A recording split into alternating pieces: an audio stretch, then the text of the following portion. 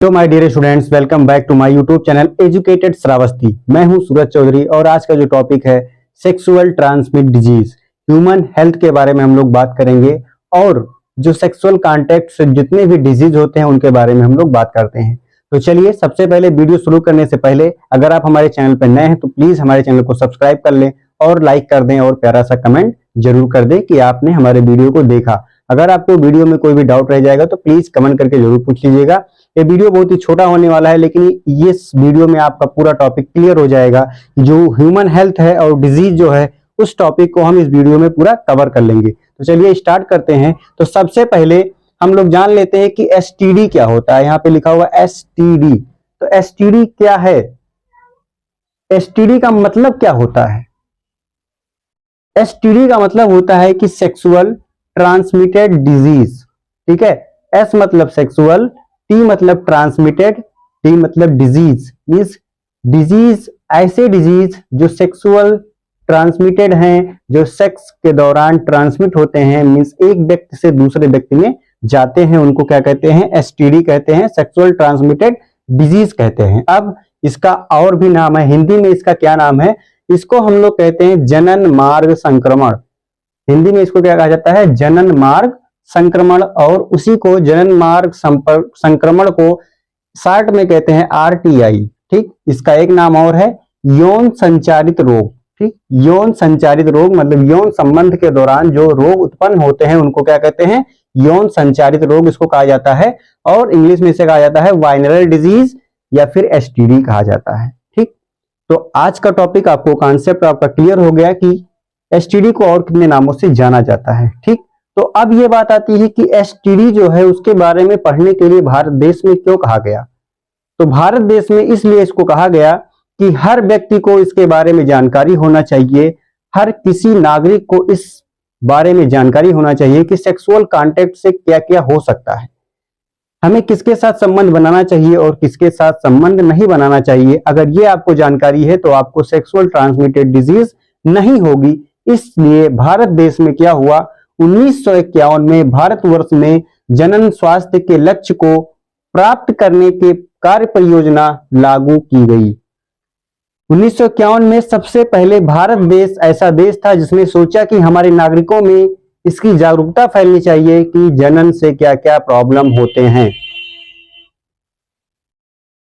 1951 में सबसे पहले भारत ही एक ऐसा देश था जिसने जनन स्वास्थ्य के बारे में लोगों तक जागरूकता फैलाने के लिए तरह तरह के तकनीकों का इस्तेमाल किया, ऑडियो विजुअल माध्यम को अपनाया और तरह तरह के बैनर पोस्टर छपवा करके लोगों को जागरूक करने का काम किया। कब? किसने? सबसे पहले हमारे देश में, भारत देश ने 1951 में। फिर उसके बाद में WHO भी आ गया।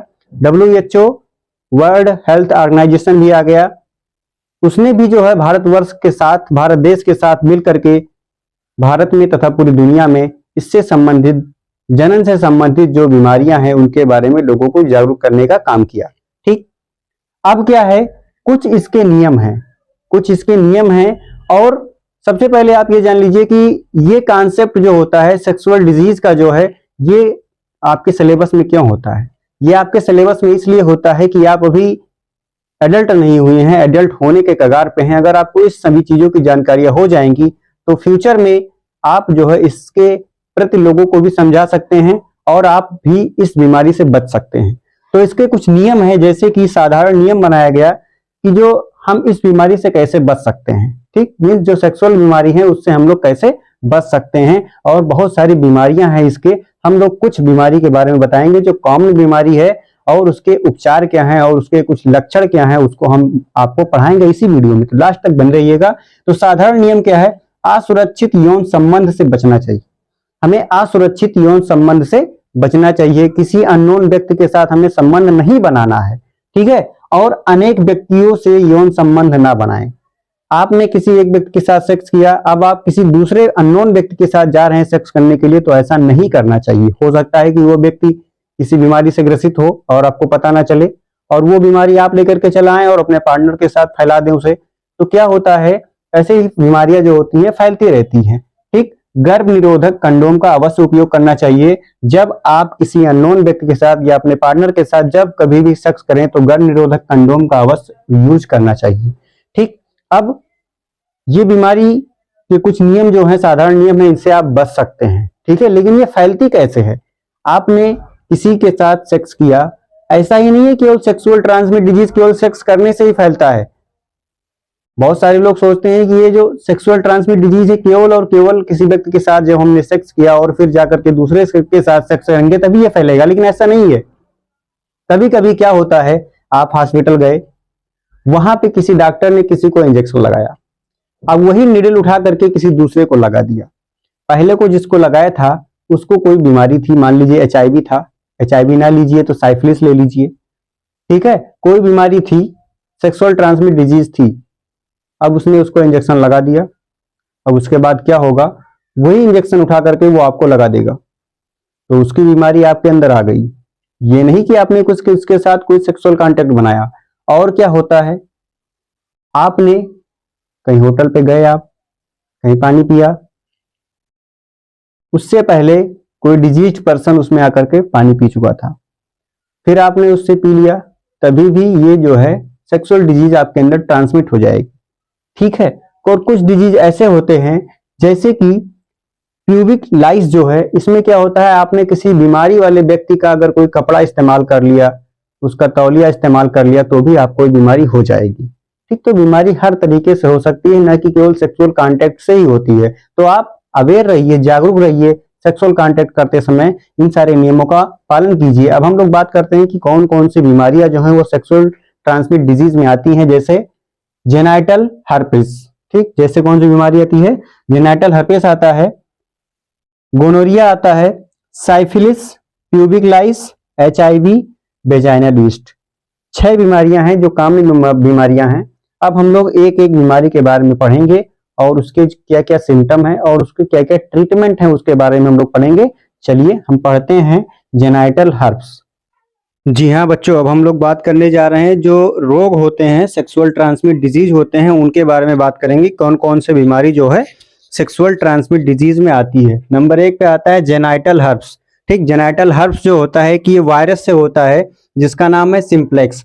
ये जेनाइटल हर्प्स क्या है, एक वायरस से होता है जिसका नाम है सिंप्लेक्स। सिंप्लेक्स वायरस से कौन सा बीमारी होता है, जेनाइटल हर्प्स होता है। और इसका जो लक्षण है क्या होता है, मेल में क्या होगा, पेनिस में असहनीय दर्द होने लगेगा, ठीक। जेनाइटल हर्प्स का लक्षण जो है मेल के अंदर क्या होगा, उसके पेनिस में जो सिसिन होता है उसमें जो है असहनीय दर्द होने लगेगा और जलन होने लगेगा। अब उसके बाद फीमेल में क्या होगा, उसके वेजाइना में छाले पड़ जाएंगे, ठीक। ये हो गया आपका जेनाइटल हर्प्स। अब दूसरा बात करते हैं गोनोरिया। गोनोरिया जो होता है ये एक बैक्टीरिया से होता है, उस बैक्टीरिया का नाम है नसेरिया गोनेरियाई, ठीक है। उस बैक्टीरिया का नाम है नसेरिया गोनेरियाई बैक्टीरिया है। ये केवल और केवल मेल में होता है, फीमेल में इसका कोई लक्षण नहीं दिखाई देता है। और मेल में कैसे होता है, वो जब मैथुन करते हैं, जब एक व्यक्ति से संबंध बनाते हैं फिर दूसरे व्यक्ति से संबंध बनाते हैं, उससे ये होता है गोनोरिया। अब इसमें फीमेल क्या करती है, फीमेल केवल और केवल एक वाहक का काम करती है, मींस बीमारी को ले जाने का काम करती है। इसका जो लक्षण है वो क्या होता है, मेल में यूरेथ्रा में जलन तथा सूजन हो जाता है। जो यूरेथ्रा होता है, यहाँ पे यूरिन कलेक्ट होती है, ठीक है, वहां पे जो यूरेथ्रा होता है जिसके थ्रू यूरिन जो है डिस्चार्ज किया जाता है, बाहर निकाला जाता है, वहां पे जलन होने लगता है और सूजन हो जाता है। फीमेल में इसका कोई लक्षण दिखाई नहीं देता है। अब बात करते हैं नंबर 3 साइफिलिस। साइफिलिस जो है बहुत ही घातक बीमारी है। ये एक बैक्टीरिया से होता है जिसका नाम है ट्रेपोलिमा पैलिडम। साइफिलिस जो है बैक्टीरिया से होता है, बहुत ही खतरनाक बीमारी है। जो बैक्टीरिया का नाम है ट्रेपोलिमा पैडिलम, ठीक। इसका सिम्टम क्या होता है, जिस दिन संक्रमण होगा उसके 10 दिन बाद क्या होगा, पेनिस में लाल दाने निकल आएंगे।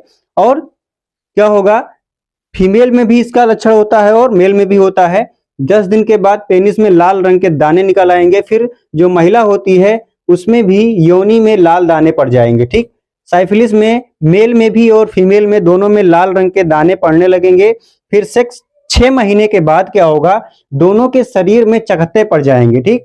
जब संक्रमण हुआ उसके 10 दिन के बाद दाने दिखाई देंगे आपको साइफिलिस में।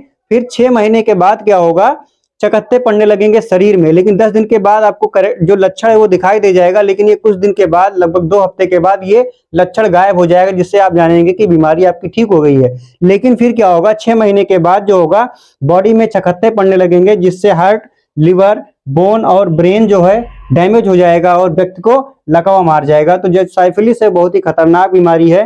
फिर बात करते हैं प्यूबिक लाइस का। इसमें क्या होता है, ये एक पैरासिटिक लाउस होता है जिसको जू कहते हैं, उससे होता है। उसका नाम क्या है, फथीरस प्यूबिस। ठीक, उस पैरासिटिक लाउस का क्या नाम है, फथीरस प्यूबिस नाम है। अब इसमें क्या होता है, प्यूबिक रीजन के जो बाल होते हैं, जेनेटल रीजन के जो बाल होते हैं वो धीरे धीरे खत्म हो जाते हैं और क्या होता है, खुजली होने लगती है कहाँ पे, प्यूबिक रीजन में, और लाल रंग के चकत्ते पड़ जाते हैं प्यूबिक रीजन में। अब बात करते हैं लास्ट में सबसे खतरनाक बीमारी HIV जो होता है, ह्यूमन इम्यूनो डिफिशियंसी वायरस से जो होता है, वायरल डिजीज है। इसमें क्या होता है, जैसा कि नाम है ह्यूमन इम्यूनो डिफिशियंसी वायरस, इससे क्या होगा, व्यक्ति के अंदर की इम्यूनिटी जो होती है वो गायब हो जाती है। उस व्यक्ति के अंदर किसी भी प्रकार की बीमारी से लड़ने की क्षमता नहीं रह जाती है और व्यक्ति केवल अपने मौत का इंतजार करता है। कोई भी बीमारी होती है वो ठीक नहीं होता है। ठीक, आई होप ये वीडियो आपके लिए हेल्पफुल रहा होगा। अगर आप हमारे चैनल पर नए हैं तो प्लीज चैनल को सब्सक्राइब कर लीजिएगा। आपको बायोलॉजी से रिलेटेड कोई भी टॉपिक चाहिए तो कमेंट करके जरूर बताइएगा। Thank you for watching my video.